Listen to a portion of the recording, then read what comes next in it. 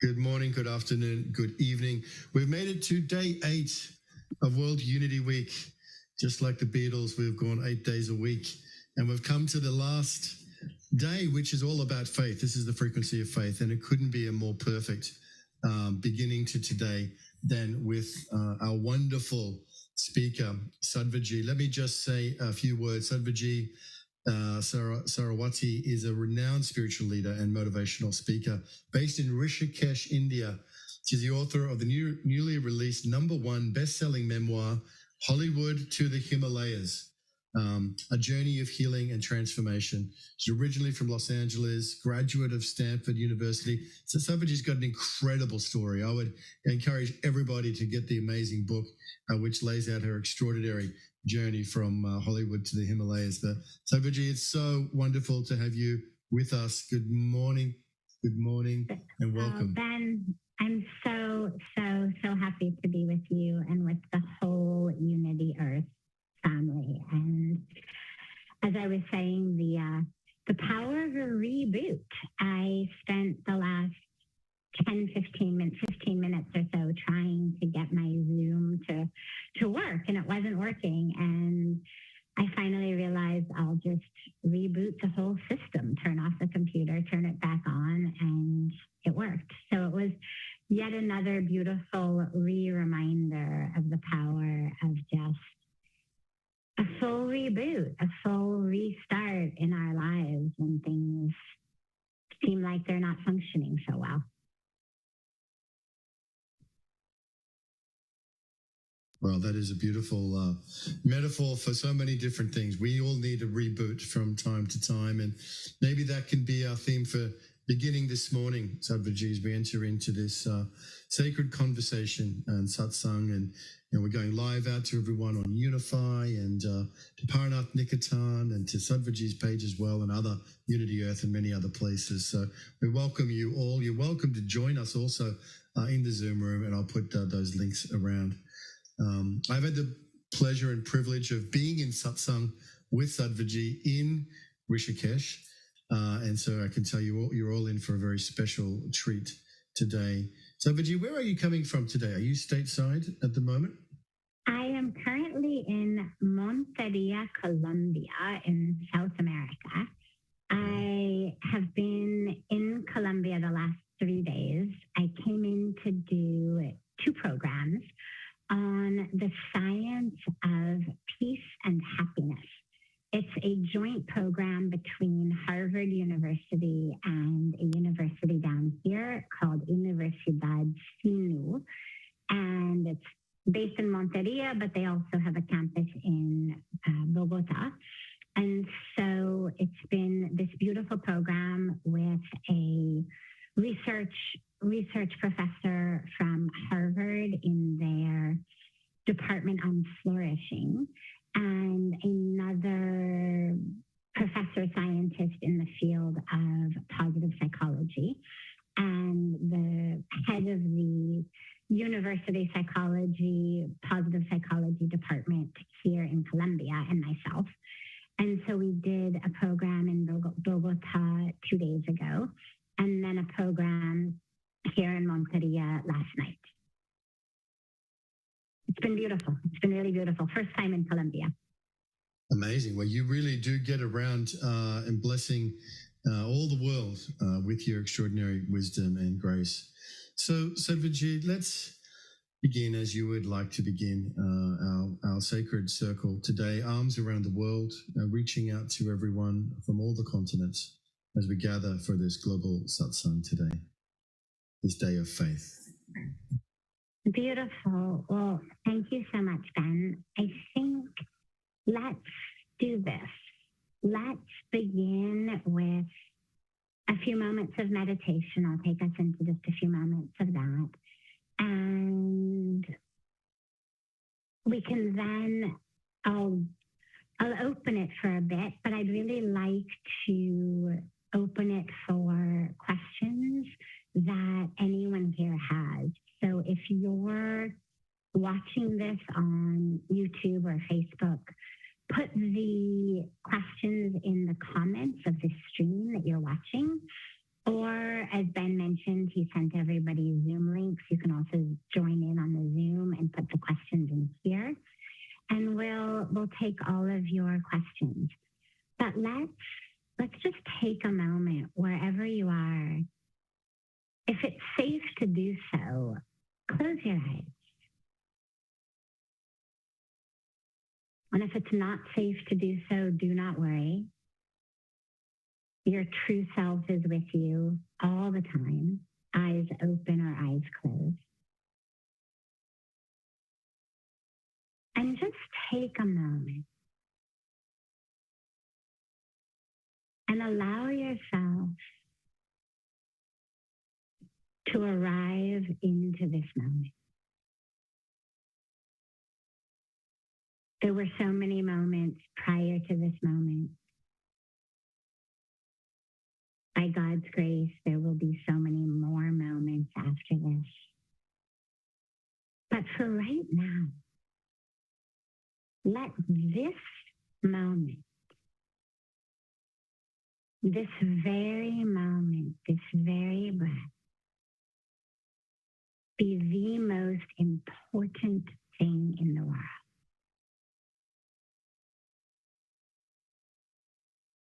Bring all of your awareness, the power of attention and intention,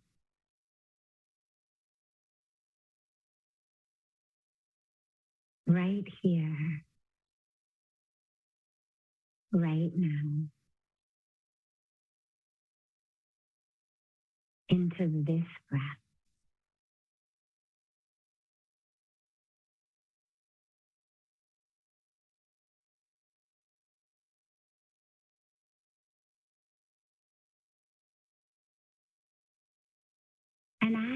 you inhale, notice that you're taking in not only oxygen, but you're taking in sacred prana, this sacred life force. It's said that no energy is ever created or destroyed, and that all of the energy in our world today is the energy that came from that original Big Bang of creation. So as you inhale, as that prana fills every cell of your being, allow yourself to realize that you are breathing energy that has existed since the beginning of this creation. That energy flowing into and through you is an energy of timelessness.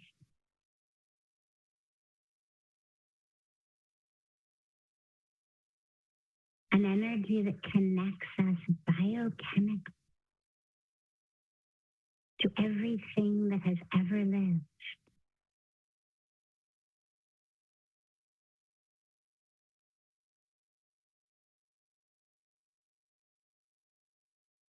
Feel that energy, that sacred energy of oneness.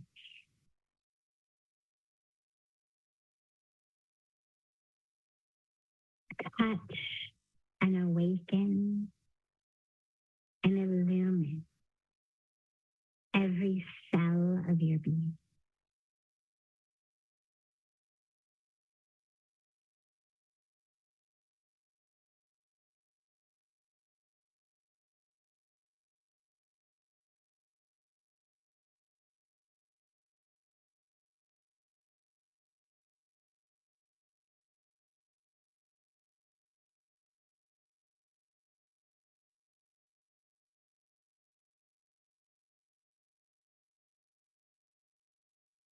Slowly bring the palms of your hands together at chest level in Namaste. And rub the palms of your hands against each other. Press the palms of your hands into your closed eyes.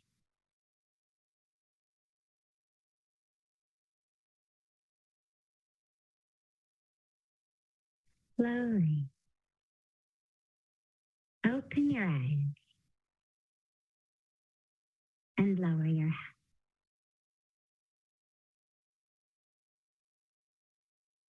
Welcome to Satsang. It's such a beautiful honor and beautiful blessing to be together here in this, not a virtual world, it's a very real world, but it's a world that we access virtually. It's a world that we access through technology. So I'm grateful to technology for enabling us to access it. But let's remember we are connected in reality. Satsang literally means, the Sanskrit word literally means in the presence or the association of truth. Sat is truth. Sangha is a community, an association. So we are here in the presence of truth. And as I always say, it's not the truth as in today is such and such date, such and such day of the week, such and such time. We're in such and such place. Because that always changes. And even at any given moment, it's not true for lots of people in the world. You know, here in Colombia, it's just after 9 in the morning. In India, it's after 7:30 in the evening, and all of you are spread out in so many different corners of the world.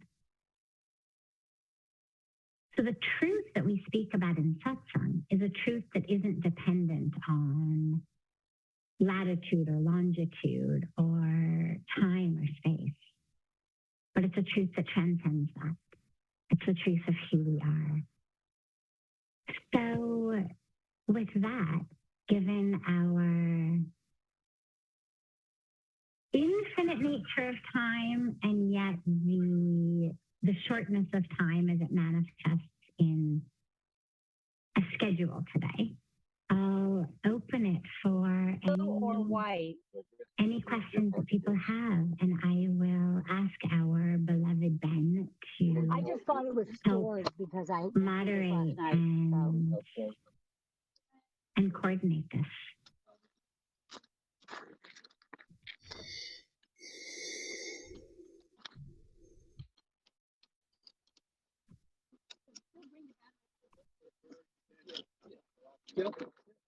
Okay, beautiful. What a beautiful beginning. Thank you. Thank you. I want to open it up to some questions. We've got people from Europe and people from the US and right around the world. I'm here in Australia. Let me ask you a question to start with, Sadhviji, which is spiritual in a sense.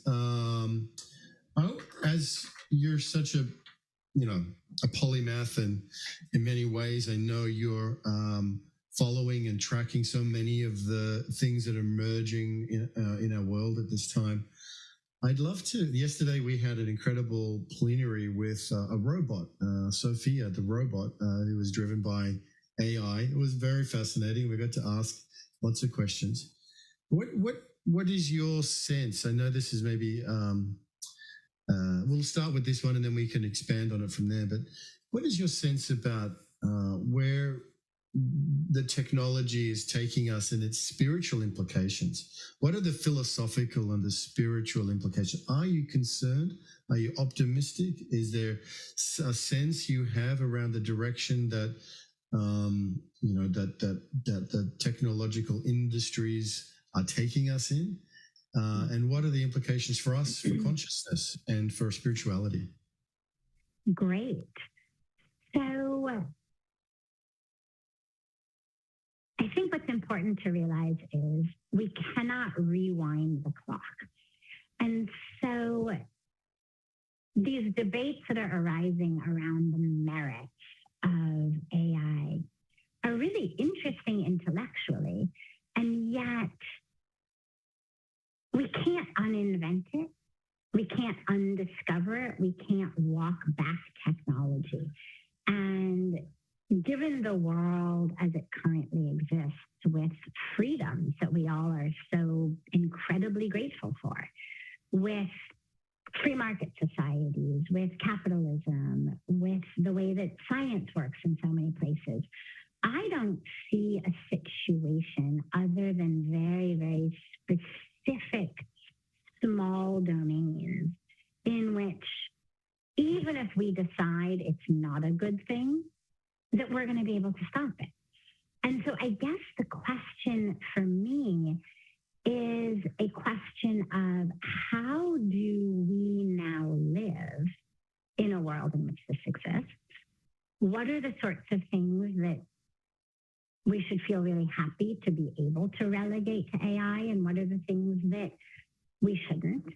And what are the areas in which maybe we don't want to let AI take over?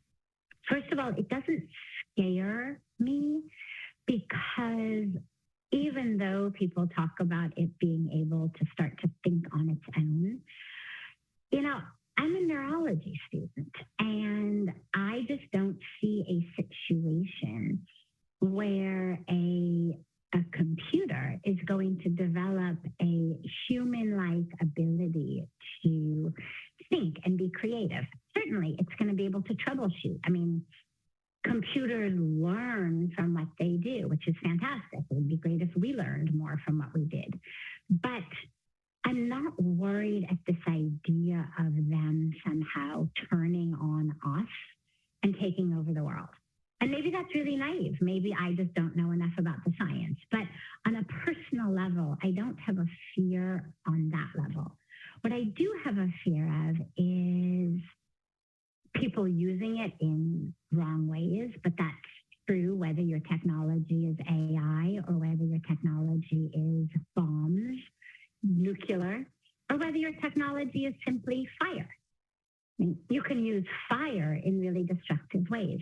These things are just tools. And the question becomes, in whose hands do we permit things to go? And I think that those are really important questions. In the same way that we have questions around nuclear technology, this is going to be a type of technology like that in my mind these days, where we're going to have to really start to think about who's able to have access to this type of technology that could theoretically be really damaging. But on personal levels, I think for us, the question becomes, how do I interact? And I think that there's a lot of fantastic ways. I mean, just over the last couple of weeks, the number of things that I've had people say to me, oh, I had ChatGPT do this, or I had ChatGPT do that. And it's fantastic. I mean, it seems like it saves a lot of people a lot of time. And I'm all in favor of that. And if you can put in a 2,000-word document into ChatGPT and say, I need this to be a 250-word document, but it should maintain the essence of what I'm saying, and in 30 seconds you've got one, well, why not? I mean, use those hours for something that ChatGPT can't do. So I feel really comfortable with all of that. I think what's important for us, though, is to remember that just because this technology exists, we are not slaves to it. The stuff that worries me a lot more is the stuff that is created with the sole intention, really, of hijacking our mind and our attention and our decisions. So I'm much more worried about the way, for example, that YouTube works or that Facebook or Instagram works in terms of what they show you and how they operate to keep you scrolling and clicking, click here, buy now, or click here, watch now. That worries me much more because that seems really deliberately created only for the purpose of making us do things that we otherwise would not want to do, that are not in alignment with my values, ethics, priorities. So that aspect of it makes me concerned. And I think that's where it's important for us to realize, yeah, we've created robots, but we're not robots. And this is really the time now for us to distinguish, okay, what is it that makes us human? And how can we harness that even more? AI and robots are going to be able to do robotic things much better than we can. And so now is the time for us to look and say, well, all right, so what is it that makes us actually human?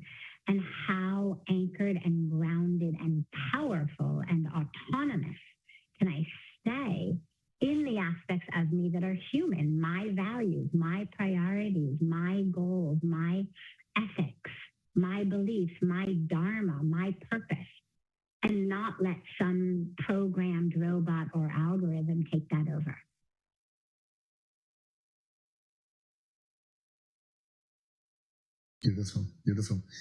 Beautiful, a wonderful answer, and very poignant in terms of the conversation we had just yesterday, which was hosted by Anna Marie. So Anna Marie, you have a question for Sadhviji. Yes, thank you for your answer, and it's very aligned with how I also look at it. And what I am looking for is how can the interaction with the robots, like robot Sophia, which is a humanoid, really looks, as much as possible as humans, responding to that in a way to enhance our capacity to grow compassion and to also acknowledge the importance of our intuition And I think that is something that also with the spirituality and with the practices of yoga and all those that you teach us can help us to do that. Because I agree that we can win a lot of time, and for us as grown-ups, let's say, that's valuable. And I think for children, that's also valuable. But being able to bring, for example, the text that you gave, the text back into its essence is important for them to learn as well. But how do we do that in these kinds of ways of working? And so somehow I do feel we need to develop even more that what we stand for, and how can that be supportive and be brought into the AI domain for those that are very open to it, like yesterday, David Hansen with his computers. It's a great question. Now, I'm not very up on the actual science, so I'll speak to you just from a position for me of spirituality.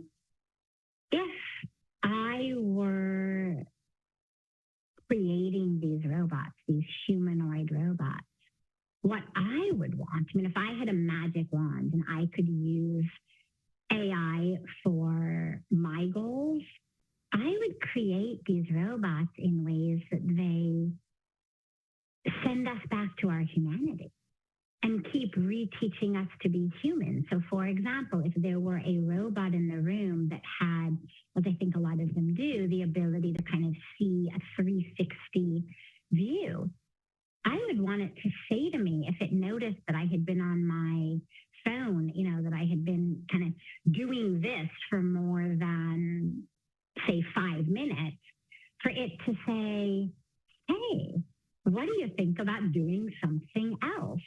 Like, that was not on your list of things you were going to do today. Why not pick up a good book? I noticed that the weather is such and such outside your window. Why not go for a nice walk? Or I noticed that you haven't spoken to so-and-so in the last 2 weeks. Why not pick up the phone and call this person? You know, I would actually have it, using its technological abilities, get me back on track. I would also have it cue me back in a human way. So there's a lot of stories, and I've happened personally as well, of trying to sort of get AI to do what you want it to do unsuccessfully and get quite frustrated with it. I found myself typing into ChatGPT the other day, is there a problem here? Like, just so frustrated with my inability to get it to do what I wanted it to do. And I would have that humanoid robot respond with something that says, that hurts my feelings. Might there be a more compassionate way that you can say that? Remember, you know, I'm only human. I'm not really human. I'm AI. But please, you know, remember that I don't have ESP, no matter all of these other abilities I have. I don't have ESP. I can't read your mind. Maybe I misunderstood what you said. But I would actually have it feed us back things that would enhance our ability to actually be human.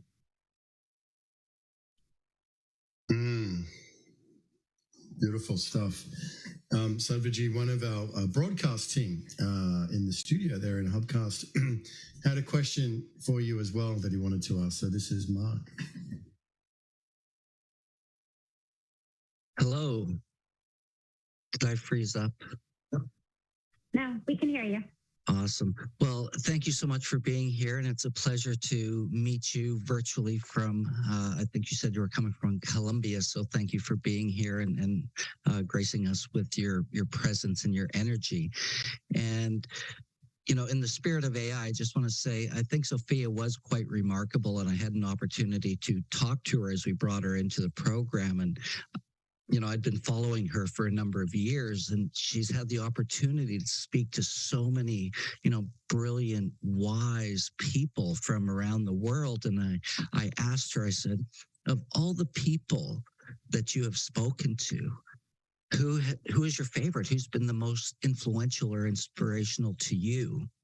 And what I thought was really quite fascinating was how she started thinking about her eyes, kind of went back and very human like. And she said, "That's a good question. I'll have to get back to you." and and when she did, her answer was, "It was my father." And I responded, "How beautiful." I says, and then she responded, "And my mother." So I thought it was really interesting to see this, kind of artificial consciousness almost in terms of honoring her parents and her lineage. So that was just something I wanted to share, because you've been talking about robotics and Sophia.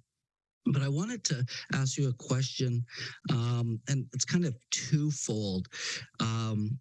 Back in 2007, I had an experience that changed my life. It was a 30-minute meditation the Indian seer has been using for 5,000 years, called a chakra dhyana. I'm sure you're familiar with that. And it really changed my life.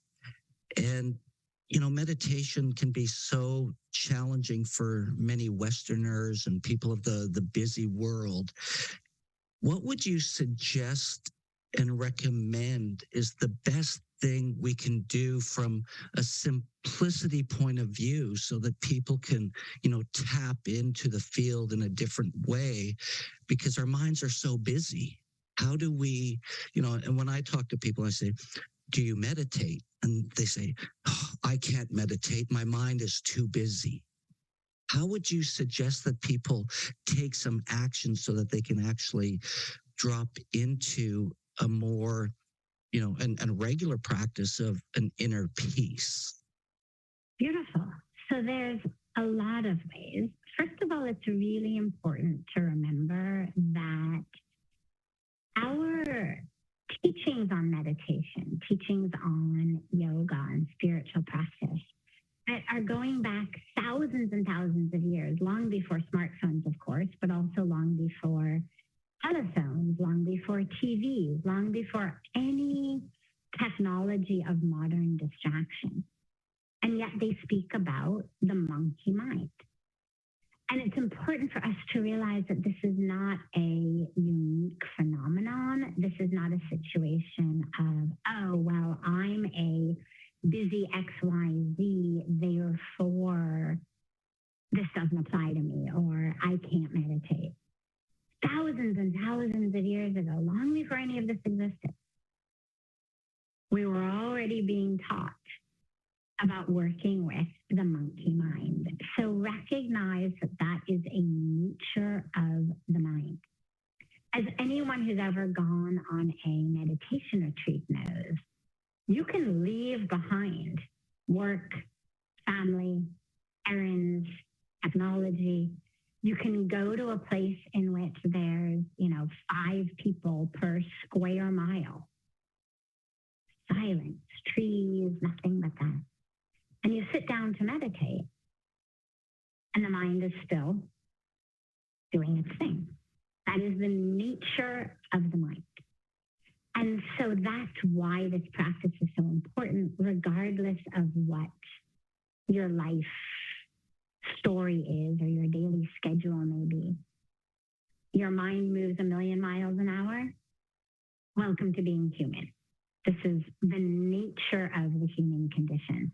And that's why these practices are so powerful and have been given to us for thousands of years for the human condition. Now, for a lot of us, when we just sit down to meditate, it is really hard. Being aware is really difficult. And this is where I have found that a practice of japa, which is the recitation of a mantra or a word or a name of God or a prayer, is so powerful because it actually gives the mind one thing to do. So it takes your mind from being all over the place and it gives it one thing to do.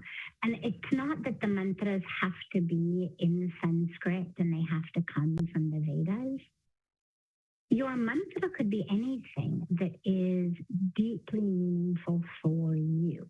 The Sanskrit mantras do have this power of the alchemical power of sound that comes out of the Veda, the Veda of sound that teaches us this power of sound. But do not worry, it absolutely does not have to be that. So if there's a phrase, prayer, I mean, it could be the first line of the prayer of St. Francis, "O Lord, make me an instrument of thy grace." Could be the whole prayer if you want to recite it. Whatever it is, give yourself one thing. I find a short phrase better than an entire prayer, because then, of course, the brain gets activated in trying to remember what the next line is. So you want to do something that actually is enabling the mind to become still, not that saying, "Oh my God, I can't believe you forgot the fifth line." So something short, something simple, something easy to remember, and something that is meaningful to you spiritually. And repeat that. Repeat that. And what I find is that in the repetition of the mantra, eventually what happens is it starts repeating itself. It starts slowing itself. And so it becomes just this background flow of my life. So that's really powerful. Another really powerful technique is the breath. If you are all over the place and you want to anchor, ground, come back to the present moment, I have not found a quicker, simpler, or more powerful technique than anchoring in the breath. Anchor low. There's an energy center, a chakra called the Swadhisthana chakra. It's about 2 inches below the belly button, about 2 inches above the groin, so just kind of between the groin and the belly button. And the word in Sanskrit, Swadhisthana, means the place of the self. And so if you breathe when you're anchoring in the breath, if you bring that awareness to the Swadhisthana chakra, I know in the Tai Chi tradition, they talk about the lower Damien, I think Damian, Damien in the Tai Chi tradition. So think about it as that spot, just think low in the abdomen. Bring the breath there. Breathe in from there. As you breathe out, allow yourself to drop back into that spot. And for me, it works fantastically, just right there in that moment, back here, back present, back in truth, in love, in spirit, in consciousness.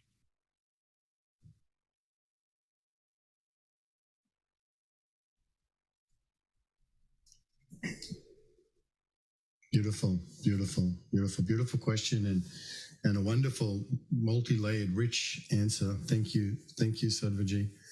The mantra and the breath, beautiful. So Linda DeHart is with us, and we'll have time for 2 more questions. We'll have Linda, and then we'll have Hasina Patel. Linda, good morning. Hi there. I'm sorry, but I have some background confusion here, but I'll try to proceed here. As we ask ourselves, how can artificial intelligence help us become more human? I have this feeling, and Ben, I want you to be part of this too, because you may be able to help frame the question better than I. What I've been curious, because I feel like what we're being asked as humans to expand our consciousness in many different ways. And one of the ways that has been given to us now is artificial intelligence to help us expand our consciousness and become more fully human in our divine way. That's what I feel deeply inside myself. So I asked myself, how is it that I mean, when you asked, how can we make ourselves, how can AI help us become more human? And last night we had a beautiful presentation from Georgia. And I felt like that presentation helped us become more human. Now, AI can give us our Sophie. Anyway, our AI, they can give us a perspective on our humanness to help us become more human. So if, for instance, Georgia's presentation was put into the chat bot with the question of asking it to synthesize what that is towards our becoming a more inclusive and a more loving human. And so, Ben, I don't know exactly how to frame the question to get the answer, but this is coming from curiosity of the synthesis or the bringing together of what we have been given and how we can use it to move our humanness into a fuller place of expression. And maybe we can get a perspective from AI that helps that movement happen. I think it's important to realize and to remember that AI, whatever it gives out, is a direct product of what has been given into it. It's not channeling wisdom from the cosmos. It's not tapping into some collective unconscious or universal intelligence. It's a direct product of that which has been programmed into it, whether that which has been programmed in by the programmers or whether it's tapping into that which is on the internet. And therefore, the amount it's going to be able to tell us about our humanity is going to be based on either what the actual programmers have put in or what the websites that it defers to are telling us. And I think that's important because we have started, I've noticed, with the awe that we have at, oh my God, all that it can do, which is really awe-inspiring. I mean, it's fantastic. But I feel like we've started to imbue it with somehow this idea that it is tapping into a cosmic intelligence, which it isn't, or tapping into some kind of universal wisdom, which it isn't. And for me, what I see it as is a beautiful, amazing new tool that we've gotten to help us in hundreds of ways and perhaps even brand new ways that, we can't even envision today, but that will keep unfolding as the days and weeks go by. I think it's important to be open to it and to use it as a tool for health, for growth, for positivity, for equality, to be able to provide that which otherwise we can't provide. But let's not start outsourcing our own awareness of who we are or start outsourcing what it means to be ourselves or our purpose or our dharma or our love or our heart or our humanity. Because while software engineers are amazing at what they do, they're humans. And there's just as much variety amongst software engineers as there is variety amongst people who work in grocery stores or CEOs of companies or people who pump gas.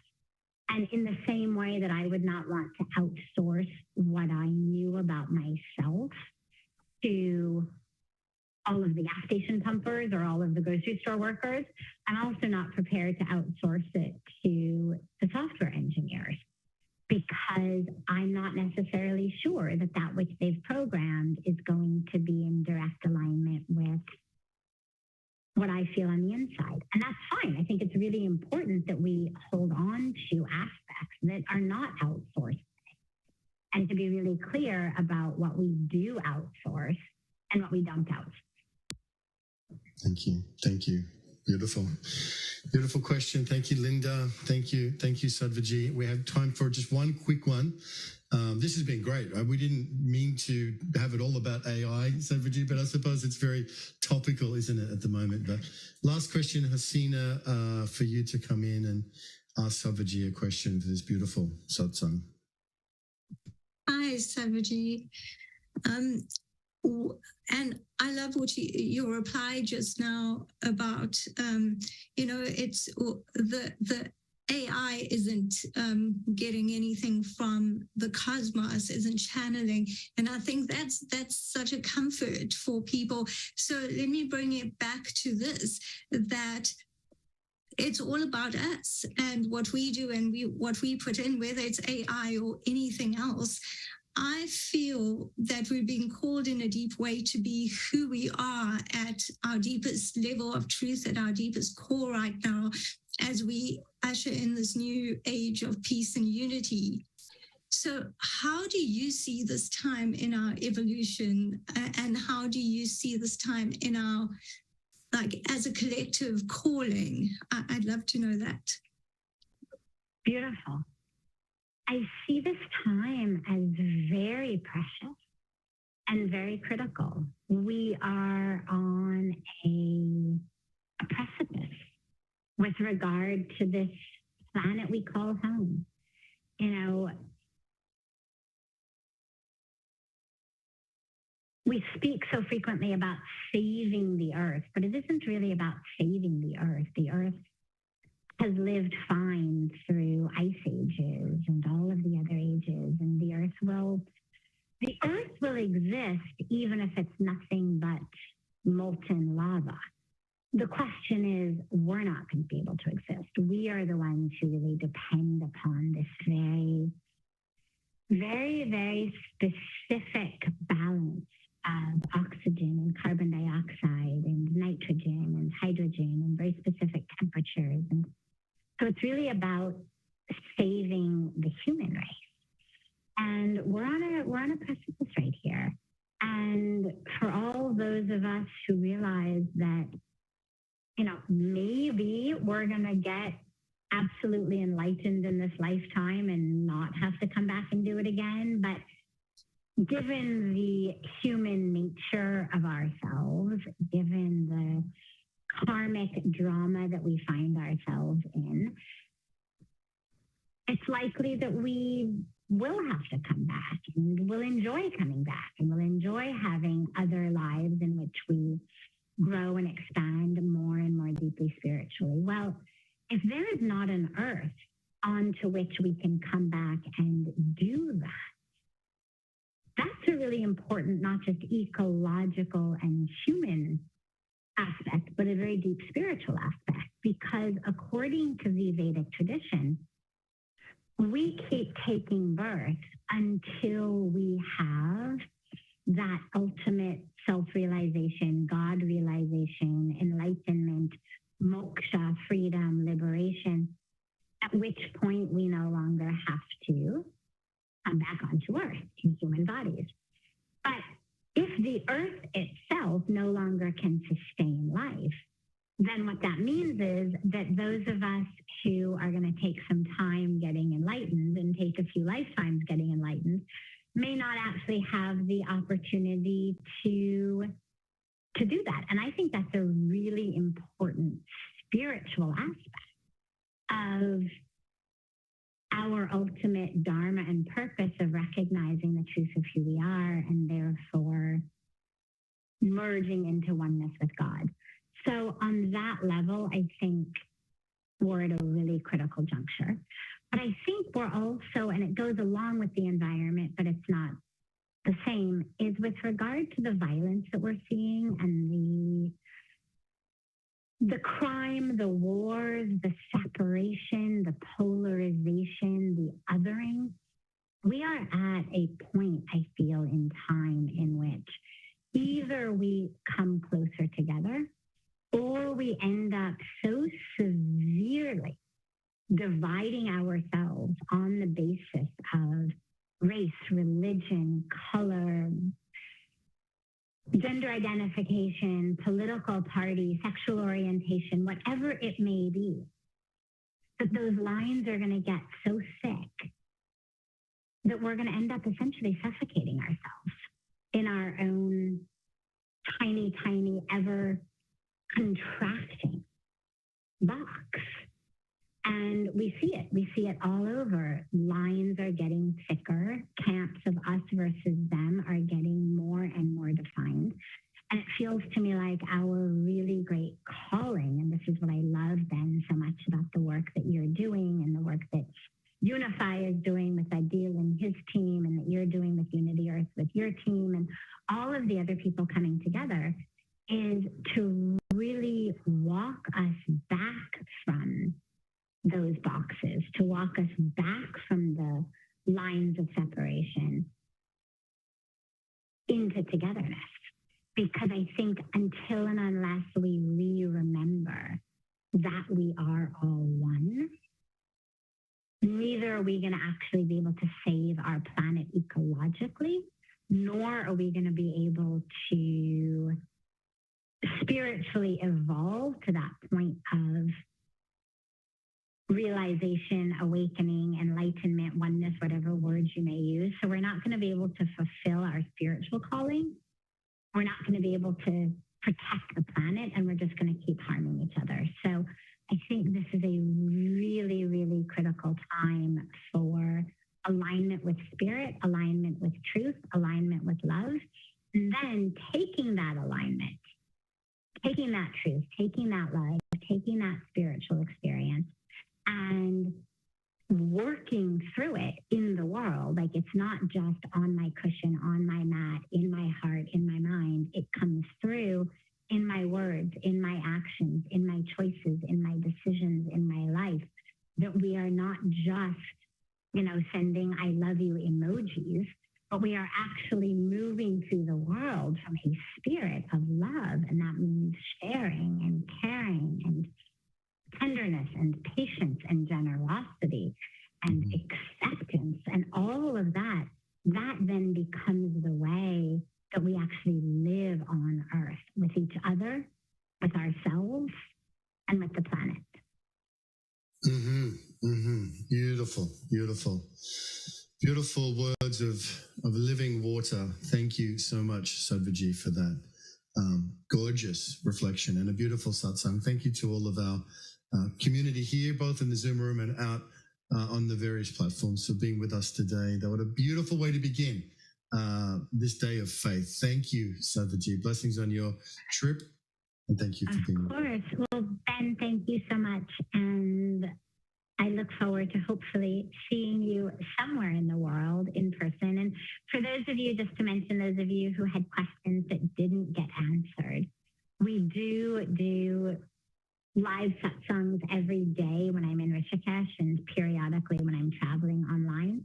So if you go and you put your questions in the comments where this is streaming on Facebook and YouTube, whichever page you're watching it on, then I assume your team will be able to get them to our team, and then we'll take them in our upcoming satsangs. Absolutely, absolutely. To be continued. We hope you'll come back in Peace Week in September and do another event, or maybe another satsang. Would be beautiful. Absolutely. Thank you. Much love to you, sister.